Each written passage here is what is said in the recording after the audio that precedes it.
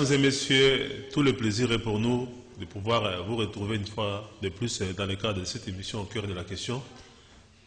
Ce soir, nous avons fait venir pour vous Manix Yenda. Il est communicateur du mouvement de solidarité pour le changement MSC, parti dont l'autorité morale est Laurent Batomon Kandi. Manix Yenda, bienvenue en tout cas une fois de plus sur ce plateau. Merci beaucoup, Monsieur J.R. Mokolo. Surtout, merci beaucoup pour cette invitation de plus. Voilà, on va cogiter aujourd'hui avec vous sur ce qui se passe au sein de la coalition FCC Cash, une coalition qui a démarré son alliance pratiquement, ça fait 18 mois. Et on se rend compte que 18 mois après, la coalition passe beaucoup plus le temps à pouvoir se quereller plutôt que de travailler pour la République et pour la communauté. Et avant de pouvoir attaquer cette thématique-là, je voudrais quand même avec vous partager les inquiétudes de la population, où on se rend compte par exemple qu'avec la levée de l'état d'urgence, les gens ont mis de côté le respect des règles d'hygiène et des mesures barrières. Les gens se comportent comme si la levée de l'état d'urgence était synonyme de l'éradication du coronavirus. Je ne sais pas, vous avez constaté aussi là où vous habitez, là où vous passez, ce genre de comportement. Et qu'est-ce que vous en dites? Effectivement, d'abord, je voudrais s'adresser à la population congolaise par rapport à la grande précarité sanitaire qui a dérangé notre pays pendant pratiquement plus de 3 mois ou 4 mois. Et une pandémie qui nous a beaucoup coûté, surtout sur le plan économique et voire même social. Mais aujourd'hui, quand même, nous avons fait des efforts. C'est par là que je commencerai par saluer d'abord les officiels de la République démocratique du Congo, mais aussi le corps soignant, le médecin qui se sont donné corps et âme pour effectivement sauver la vie de Congolais par rapport à la Covid-19. Mais ce qu'il faudrait dire à notre population, il est vrai que nous avons levé la mesure d'urgence. Aujourd'hui, le pays rentre dans son état normal en termes de fonctionnalité des activités, mais seulement nous devons veiller à ce que nos comportements, notre façon d'agir soit un peu beaucoup plus regardante par rapport à la réalité qui demeure jusque-là pendante. Donc la Covid-19 est encore là. Il faudrait que les gens continuent à observer les mesures sanitaires, à se protéger davantage, parce que c'est vrai qu'on a levé la mesure d'urgence, c'est vrai qu'on a levé toutes les dispositions qui ont été prises par rapport aux fermetures des activités, les bars, etc. Aujourd'hui, toutes les activités semblent être reprises, même si certaines activités... Est-ce que vous n'avez pas l'impression que le chef de l'État n'a pas été bien compris? Parce que quand il a annoncé la levée de la mesure d'état d'urgence sanitaire, oui, il a dit que les mesures barrières, les règles d'hygiène qui étaient dictées restent en tout cas en vigueur, mais on s'est rendu compte qu'immédiatement après, quand vous rendez dans les transports en commun, les taxis bus se sont bondés, vous allez dans les terrasses, la même chose, partout, les gens s'embrassent comme si, en tout cas, de rien n'était. Justement, c'est ce que je suis en train de dire. Il est vrai que nous avions levé la mesure d'urgence, le chef de l'État a levé la mesure d'urgence, les activités semblent reprendre leur cours normal, mais seulement nous devons rester prudents, nous devons rester regardants parce que la pandémie de coronavirus continue à exister, continue à tuer et continue à se propager si seulement la population congolaise ne prenne pas de mesures sanitaires requises. Et donc, moi, je voudrais dire à la population de Kinshasa, à la population de la RDC tout entière, de rester vigilante, de continuer à observer les disciplines sanitaires telles que recommandées par les officiels du pays, à ne pas à se confiner comme on le voit maintenant dans de taxibus, dans de marchés, etc. Et sans masque. Sans masque, ça c'est encore plus dangereux. C'est vrai, nous pouvons aller au travail, c'est vrai, nous pouvons fréquenter nos différentes activités comme d'habitude, mais seulement nous devons rester dans la prudence et dans le respect de consignes barrières. Est-ce que le problème, ce n'était pas aussi au niveau de la communication? Est-ce qu'apparemment on n'a pas bien expliqué à la population que toutes les mesures qui avaient été prises par les chefs de l'État, l'état d'urgence et les mesures d'application, n'étaient pas une punition pour la population. C'était des mesures pour sécuriser sanitairement toute la communauté. Parce qu'on a constaté, par exemple, lorsqu'on a levé la mesure, les gens ont festoyé comme si ils étaient dans une prison et maintenant ils sont libres. C'est cela même la difficulté avec les responsables, que je dirais même les leaders d'opinion dans notre pays. Vous savez, quand nous avons des problèmes comme celui de coronavirus, c'est un problème qui intéresse toute la communauté, toutes les tendances politiques, tous les acteurs dans la globalité. Effectivement, les responsables politiques devraient se mettre main dans la main pour donner une communication homogène afin que la population congolaise puisse comprendre. Il est vrai que les officiels du pays, le ministre de la Santé, moi je l'ai suivi à maintes reprises, revenir sur quelques points le plus déterminants par rapport à la Covid-19. Le chef de l'État a placé autant d'accent pour effectivement interpeller la population et inviter à la population à la prudence et de se protéger au maximum par rapport à cette pandémie de coronavirus. Mais de l'autre côté, il y avait encore d'autres courants, d'autres acteurs qui à tout moment donnaient de faux messages à la population comme quoi le coronavirus n'était pas à Kinshasa et les gens étaient dans cette confusion-là. Et voilà, aujourd'hui, il y a même des gens qui disaient qu'ils n'ont jamais vu quelqu'un mourir de coronavirus. Effectivement, donc c'était ça, au fait. Bon, maintenant, qu'est-ce qui doit être fait? Qu'est-ce que vous recommandez aux autorités compétentes les pour autorités... que l'on puisse quand même essayer un peu de sauver ce qui peut être sauvé? Parce que si on laisse les gens se comporter comme ça risque d'être une nouvelle catastrophe. En tout cas. On ne doit pas lâcher prise. Moi, je crois que les services indiqués doivent continuer à travailler comme il se doit. L'INRB, il y a le docteur Jean-Jacques Mouyembe qui continue à coordonner la cellule de communication par rapport à la riposte contre le coronavirus. Il y a le ministère de la Santé qui est là, et c'est d'ailleurs son secteur tout naturel. Il y a le président de la République, mais aussi nous-mêmes, acteurs politiques, nous devons véhiculer parce que nous avons de base, nous avons de gens, de militants, nous avons de cadres de nos partis auprès de qui nous devons effectivement donner les messages et quant à eux, ils doivent aussi relayer le même message pour que la population congolaise puisse effectivement saisir la pertinence du message par rapport Merci beaucoup. Je rappelle que nous sommes avec Manix Yenda. Il est communicateur du MSC, parti cher à Laurent Batoumou Kandi. Avec lui, nous sommes en train de commenter pratiquement les sujets d'actualité. Et on va conclure avec Manix Yenda. C'est que la levée de l'état d'urgence ne veut pas dire l'éradication de la maladie. Nous devons tous en tout cas être vigilants, continuer à observer les règles d'hygiène et des mesures barrières pour que nous ne tombions pas malades, pour que nous ne puissions pas aussi voir dans notre entourage des gens tomber malades. Merci beaucoup Manix. On va maintenant aller en tout cas à notre sujet principal. Il s'agit de la coalition FCC-CACH qui est en crise. 18 mois d'exercice de pouvoir commun. On se rend compte que c'est comme si ces deux composantes du FCC-CACH n'étaient pas en tout cas faites pour vivre ensemble. Il y a tout le temps de tout le temps de tiraillements. Et les derniers tiraillements datent, ce sont les ordonnances présidentielles portant mise en place dans l'armée et dans la magistrature. Des ordonnances présidentielles qui ont été contresignées par le vice-ministre de l'Intérieur, Gilbert Kakondé, qui assumait l'intérim du Premier ministre qui est en déplacement à Lubumbashi. Je ne sais pas comment vous expliquer ces énièmes couacs entre les deux composantes de la coalition FCC-CACH.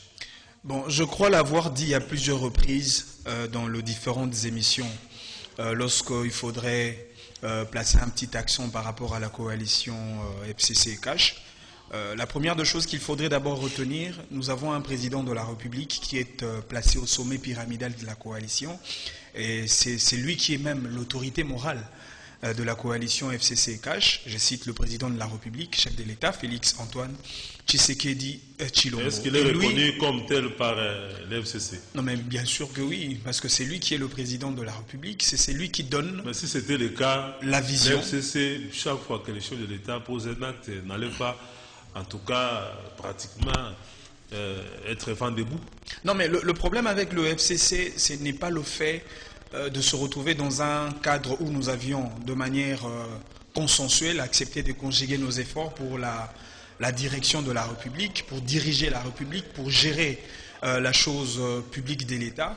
Mais le grand problème, c'est au niveau de la philosophie politique, au niveau de la mentalité politique. Aujourd'hui, il est vrai que le cash, avec le président de la République, nous sommes animés d'un esprit tout à fait autre que celui qui guide le Front commun pour le Congo. Je vous ai toujours dit que de l'autre côté, c'est un système politique qu'on appelle de l'aristocratie, c'est-à-dire un pouvoir centré essentiellement vers la technostructure, le pouvoir du prince et ses collaborateurs, alors que de l'autre côté, du côté du cash, c'est la vision tout à fait démocrate qui considère effectivement le pouvoir comme l'apanage du peuple. Donc on se rend alors compte que les FCC et le cash n'ont pas la ils même n'ont pas vision politique. Pratiquement, ils n'ont pas la même vision. Donc ça donne mais seulement raison à ceux qui disent que c'est un mariage contre nature. Oui, on peut dire que c'est un mariage contre nature, mais vous ne pouvez pas ôter au président de la République le pouvoir d'accorder cette sorte de miséricorde politique au Front commun pour le Congo au nom de l'unité, au nom de la fraternité et de la convivialité entre peuples. Et je pense que c'est sur base de ces valeurs-là que le président de la République a tendu la main. Je me souviens encore, le jour de la prestation du serment du président de la République, il avait tendu la main à tout autre acteur politique en tant que citoyen qui serait prêt effectivement de lui accompagner pour la satisfaction générale de la population congolaise. Et aujourd'hui, nous avons accepté de marcher avec le Front commun pour le Congo, mais malheureusement, un regroupement qui constitue un bâton qui empêche la fonctionnalité normale du vision du président de la République. Mais je crois que nous allons faire tout pour recadrer et que les choses reviennent à la normale. Voilà, vous dites que vous allez recadrer pour que les choses reviennent à la normale. C'est un peu ce que le chef de l'État avait dit à Brazzaville, que la coalition MCC-Cash, en tout cas, n'allait pas vers sa dislocation et que tout était fait pour faire en sorte que vous puissiez en tout cas regarder nouveau dans la même direction. Mais en attendant que vous en arriviez là, nous constatons que sur terrain, en tout cas, les choses ne marchent pas. Et après ces ordonnances présidentielles, il y a une marche du FCC qui est organisée où, contre la violation de la Constitution qu'on impute au chef de l'État, contre la dictature que Félix Tshisekedi sera en train d'installer dans notre pays. Je ne sais pas, quand vous entendez ce genre d'accusations venir de l'autre camp, ça vous inspire quelle réaction? C'est étonnant de voir un groupe de Congolais aujourd'hui, en plein régime de Félix-Antoine Tshisekedi Tshilombo, vouloir marcher pour réclamer la démocratie.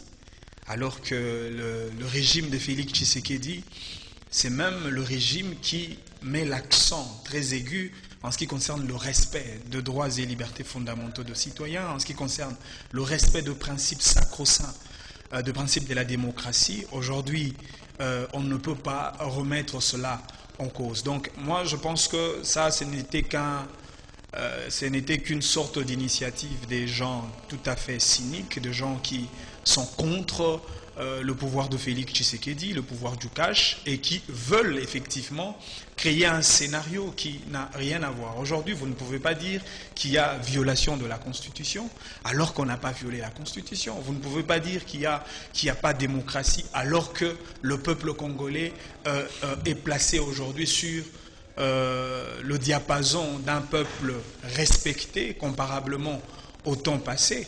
Oui, la démocratie au sens de la liberté d'expression, oui, la démocratie au sens de la liberté des manifestations, ça se fait sous régime Félix Tshisekedi, sans casse, sans réprimande de manière inhumaine et encore sans perte de vies humaines. Cette controverse en cours autour de ces ordonnances présidentielles, le Premier ministre, vous l'avez suivi à travers son porte-parole, a estimé, était surpris devant la télé d'apprendre qu'il y avait des ordonnances qui étaient contresignées par celui qui assurait son intérim et que lui-même n'était pas informé. N'a-t-il pas raison en tout cas de pouvoir quand même s'élever contre cette pratique qui viole la Constitution? selon le Premier ministre Sylvestre Ilunga Ilunkamba? Bon, il ne suffit pas de dire qu'il y a violation de la Constitution si on ne prouve pas, il s'agit de quelle disposition de la Constitution qui a été violée. Je crois on parle de l'article 81. Non, mais non, l'article 81 de la Constitution donne au président de la République le pouvoir de nommer le haut gradé de notre armée, autant pour l'article 82 qui parle de la nomination de magistrats, de hauts magistrats dans l'appareil judiciaire de notre pays. Le président de la République a pris ses ordonnances en conformité effectivement de ces deux dispositions, l'article 81 et l'article 82 de la Constitution. Parce que vous devez savoir que, vous savez, quand on parle du président de la République dans la Constitution, au-delà de ses statuts en tant que président de la République, la Constitution reconnaît au président de la République un certain nombre d'étiquettes, un certain nombre de pouvoirs. Il est le commandant suprême de la force armée congolaise, il est le magistrat suprême. C'est à ce titre-là qu'il a effectivement le pouvoir de nommer les hauts magistrats et le haut gradé au sein de la FARDC. Il faut que c'est sur proposition, par exemple, des structures compétentes comme le Conseil supérieur de la magistrature, le Conseil supérieur de la défense dans les cas d'espèces.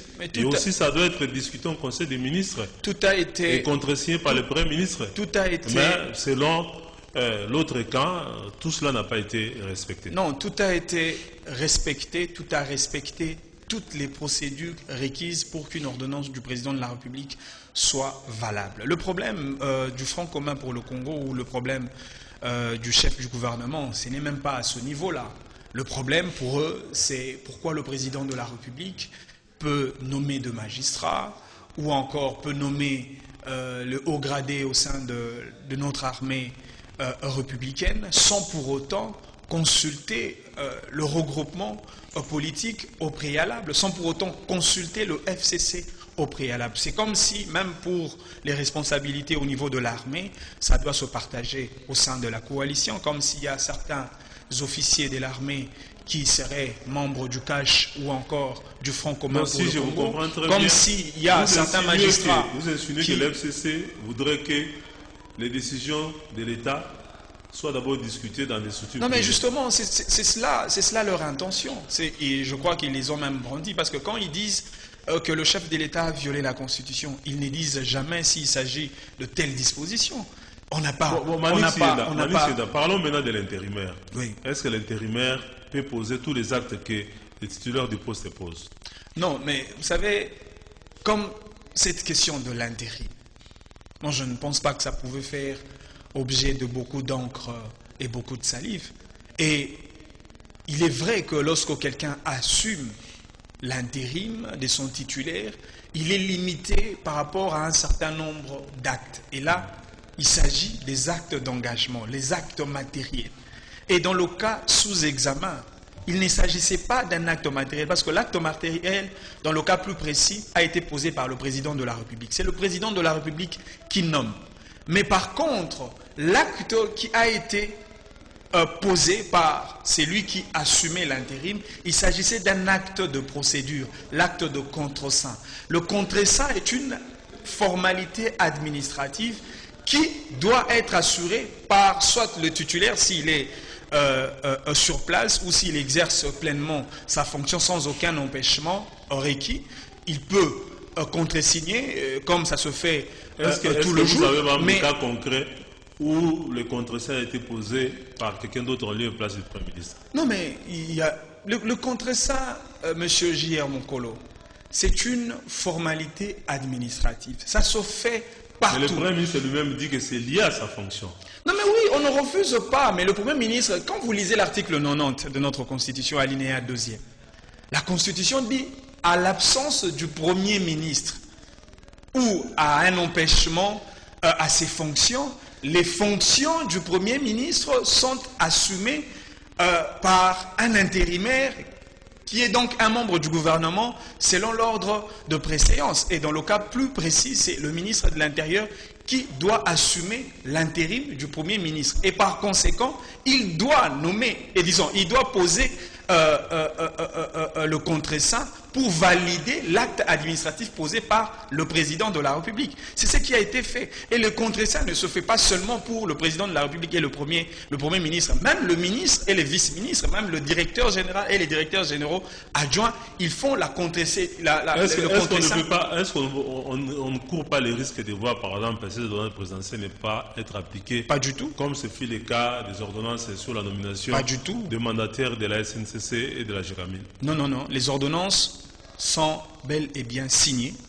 Et je pense à ce niveau, il y a même déjà une publicité au niveau du journal officiel. Donc, l'ordonnance prend ses effets normalement. Il y a même des remises et reprises déjà qui se font. Et donc, il n'y aura pas un empêchement, il n'y aura pas un couac pour empêcher effectivement l'applicabilité de ces ordonnances-là. Parce que les ordonnances ont été rendues dans des conditions qu'il faut. Il n'y a ni violation sur le plan de la Constitution, il n'y a ni violation sur le plan même des principes de droit administratif. Donc, à ce niveau-là, il n'y a pas de débat à faire. L'FCC estime par exemple que sous Félix Tshisekedi, le pays entre pratiquement d'aller vers la catastrophe. On note par exemple sur le plan social, les taux de change qui étaient à 1600, maintenant c'est au-delà de 2000. Et sur le plan social, en dépit de la Covid-19, en tout cas les choses ne tournent pas rond. Est-ce que vous ne courez pas le risque demain de voir Félix Tshisekedi Tshilombo manquer en tout cas des bilans présentés en 2020? Non mais ça c'est un discours qui manque de cohérence. Ils parlent matin, midi, soir qu'ils ont la majorité parlementaire. Est-ce qu'il faudrait revenir sur le fait que le gouvernement que nous avons aujourd'hui a été conçu sur base de cette majorité parlementaire? Mais qui détienne le bâton de commandement au niveau du gouvernement pour exécuter les grandes décisions concernant les aspects économiques, les aspects sociaux et ainsi de suite? C'est le FCC. Et moi aujourd'hui, ça m'étonne de voir le même camp politique qui détient le bâton de commandement en ce qui concerne la gestion quotidienne de l'État, tant sur le plan économique que sur le plan social. Aujourd'hui, eux-mêmes montent au créneau pour dire « les choses ne marchent pas ». Ça, c'est tellement incohérent et inconcevable. Et d'ailleurs, quand vous regardez même la situation économique de notre pays, aujourd'hui, nous devons imputer la responsabilité sur le dos du FCC, parce que le Premier ministre qui est issu de cette majorité parlementaire d'obédience Front commun pour le Congo n'arrive pas à stabiliser le taux en tant que Premier ministre, en tant que détenteur du pouvoir au niveau de l'exécutif, au niveau du gouvernement, qui porte la responsabilité du gouvernement devant l'Assemblée nationale, devant le représentant du peuple.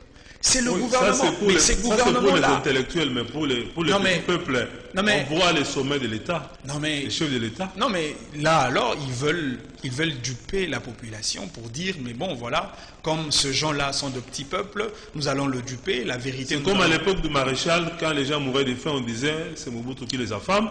À l'époque de Kabila, la même chose, donc cette fois-ci, on dira que c'est Félix qui affame la population. Non, mais on ne verra pas Ilunga, on ne verra pas l'FCC. Non, mais effectivement, je vous ai tout à l'heure dit que nous avons affaire à des gens qui mettent le bâton dans la roue pour empêcher le fonctionnement normal de l'État.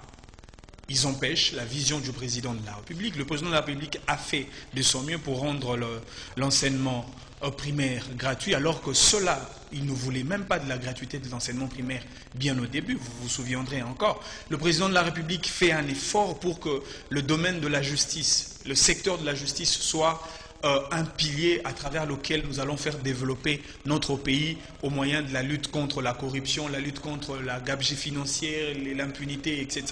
Ces gens-là sont contre cette justice qui d'ailleurs élève la nation. Et donc, on se rend compte qu'il y a une force pesanteur, il y a des gens, des ennemis de la République qui sont là pour empêcher. Ça, je vous le dis d'ailleurs, le FCC n'a jamais fait des activités pour l'intérêt du peuple. Là, se recrutent dans la coalition FCC Cash. Non, mais non, les ennemis de la République sont du côté du Front commun pour le Congo. Vous ne donnez pas raison au candidat Mbongo qui, le 30 juin 2020, à l'occasion des 60 ans de l'indépendance de notre pays, disait que la coalition FCC Cash en tout cas constituait un danger pour le pays.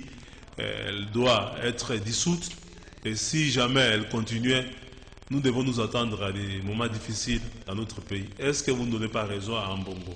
Bon, moi je ne voudrais pas donner raison à Mbongo lorsqu'il dit que, bon, enfin, on doit à tout prix dissoudre la coalition. Il peut peut-être avoir raison, parce que c'est une coalition qui dérange les esprits de beaucoup de Congolais, ça c'est vrai. Mais je vous ai dit, si nous avons accepté de marcher avec cela, c'était au nom de l'unité, au nom de la fraternité et au nom de la solidarité. Ça, ce sont des valeurs qui guident le président de la République et de surcroît qui guident notre regroupement qui est le CAJ. Nous leur avons accordé cette miséricorde politique, mais aujourd'hui, les faits que nous avons constaté que ces gens-là mettent le bâton dans la roue pour nous empêcher à bien fonctionner, à offrir à notre peuple ce que le peuple demande. En tout cas, nous allons faire tout pour gérer ce pays sans cette coalition. Nous pouvons faire tout pour gérer ce pays bien au-delà de tout ce que ces gens-là on peut demain s'attendre à ce que la coalition soit cassée et qu'on en vienne maintenant à la cohabitation. Non, mais ce qui est beaucoup plus... Avec ses pouvoirs comme chef de l'État et que l'ensemble du gouvernement, des institutions... Ce qui est plus important dans une république, ce n'est même pas la coalition ou la cohabitation.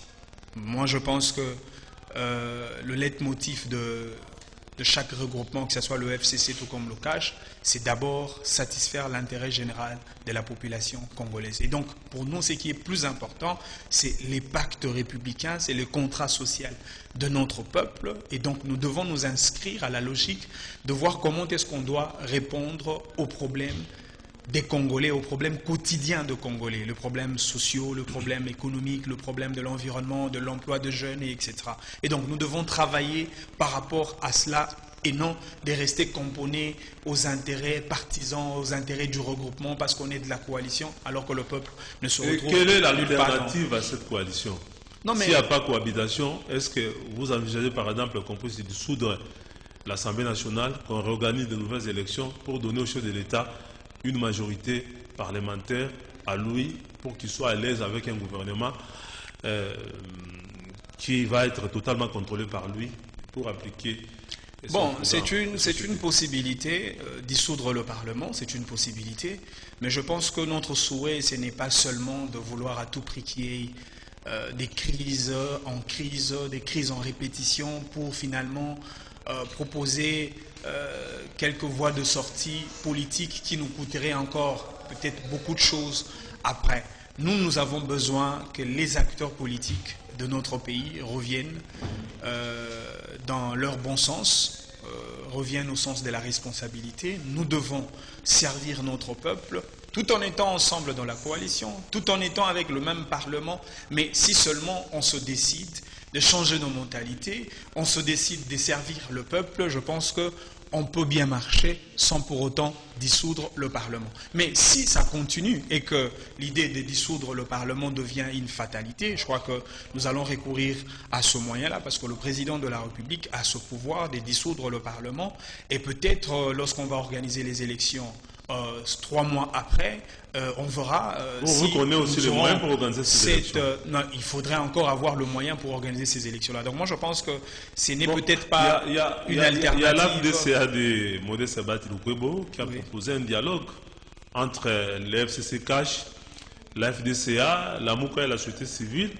pour qu'on trouve en tout cas un consensus sur des questions qui fâchent pour qu'en 2023, qu'on ait affaire en tout cas à un climat politique apaisé et aussi des élections dignes de ces noms et qu'il faudrait peut-être dans l'entretemps, après ces dialogues, mettre en place un gouvernement à format réduit, composé de technocrates et composé de personnalités très compétentes et très expérimentées pour remonter la pente. Qu'est-ce que vous pensez de cette proposition? Ce sont des propositions que nous ne pouvons pas rejeter, surtout que le dialogue a toujours été un mode de règlement de conflits depuis un temps dans notre pays. On vient de dialogue, on continue à maintenir le même élan de dialogue au sens de la culture d'un arbre à palabre. Je crois que les Congolais ont tout intérêt de discuter à chaque fois qu'il y a des problèmes. Et donc la proposition de l'AFDC, de Bahati Lukwebo, serait la bienvenue, mais il suffit encore de voir le contexte pour que cette proposition soit beaucoup plus faisable. Donc, nous venons de passer une étape très dangereuse, la période de Covid-19, qui nous a beaucoup coûté sur le plan économique. Je considère ça aussi comme votre conclusion. Qui nous a beaucoup coûté sur le plan économique. Donc, nous pouvons encore espérer, avec l'engagement, la détermination et les efforts du gouvernement pour voir comment est-ce qu'on peut remonter la pente afin justement de donner à la population congolaise les vraies solutions aux problèmes posés et surtout que cette population continue de crier fort sur le plan social. Il n'y a pas des avancées significatives, il n'y a pas d'amélioration, le transport, l'emploi de jeunes,